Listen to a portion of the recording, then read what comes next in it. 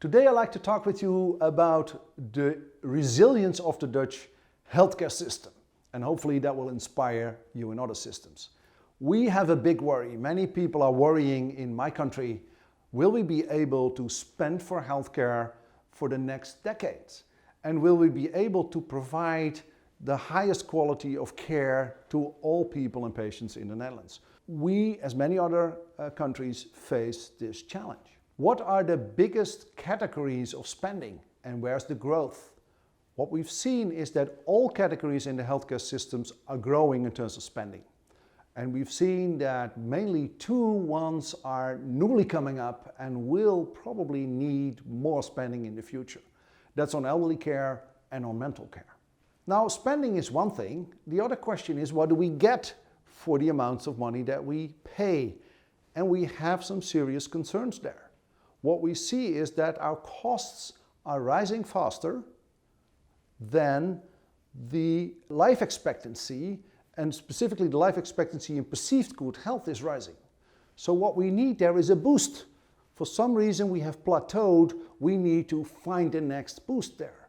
The other thing is what we learned around 2017, 2018, based upon complaints from doctors and from patients, is that there was not enough focus on quality of life, and we seem to have sort of started changing that bend again in terms of focusing on quality of life. But it's not where we want to be. So how have we addressed this resilience issue so far? We've basically addressed that resilience issue by new policies, by new structures, and a heavy part has been done by changing the incentives for providers. We've been working with fee-for-services and moved that to DRGs. And the basic aim of that was to make sure doctors and nurses see more patients per day. So actually we want people to do more and pay them accordingly. So what is the effect of that? The effect of that is that people start seeing more, and that of course that's not reducing cost. That led to people on the other side saying, well, wait a minute, that's not what we want to see, that you do more so we pay more. And they say, well, let's capitate the budgets. So the effect now is, on one side of the healthcare system, people are incentivized to do more, and even if they do less, I would say if they do the right thing, they're severely penalized. So actually that creates a rather disastrous dialogue. And on the other side of the system, people come in with new policies saying this is no longer what we should do, or this is what we shouldn't do, or this is a capitation, or we want you to come up with shared savings. And what's happening is this is not moving the needle. We all know here from value-based healthcare that value-based healthcare has another answer to resilience. Let the teams focus on outcomes and costs will follow. Well, the question is that true? Do we have any early evidence that that's working? And I'm happy to say that we've done some research now in the Netherlands and that we can say, yes, it works.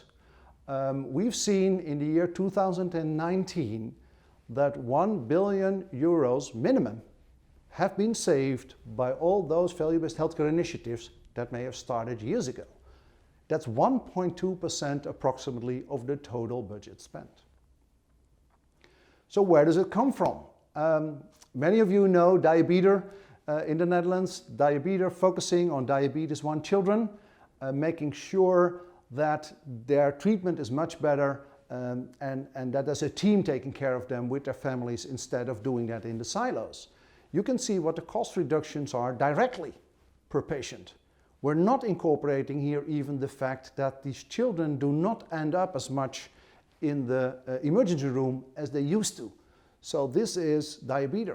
ParkinsonNet started way earlier with Bas Bloem and his team, is actually reducing costs much more in 2018. And why is that? Basically because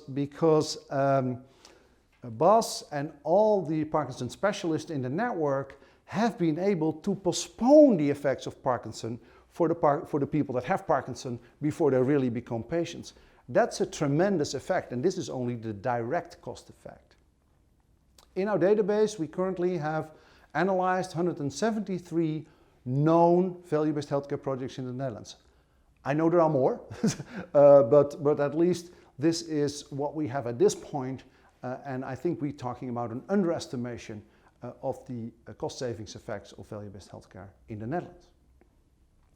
Now, if we look at the future, is this enough? Well, no. The predictions that we've seen, if we don't change any policies in the Netherlands, then in 2040 we would be spending 175 billion euros in the Netherlands. And now we're spending around 90 billion. So that's a tremendous increase. With value-based healthcare, just the projects and the implementations that we have today that will increase and improve over time, there's no doubt about it, they will shave off 25 billion of that budget growth. That's still not enough, but that's a significant contribution. Now, so we need more. We need more value-based healthcare initiatives, particularly in the elderly care, in the mental health, and in the new fields that we see and the new categories that we haven't done so much work today.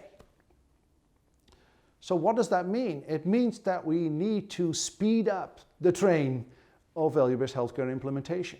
We need to use our brothers and sisters with other ideas and other notions together with value-based healthcare to make sure that we get the outcomes better, that we get the teams better, and that we can even push the cost of the system down, not by doing hop-snap bits and pieces of reduction, but basically by making sure that we have the teams working. So the aim is that this graph is not showing blood pressure.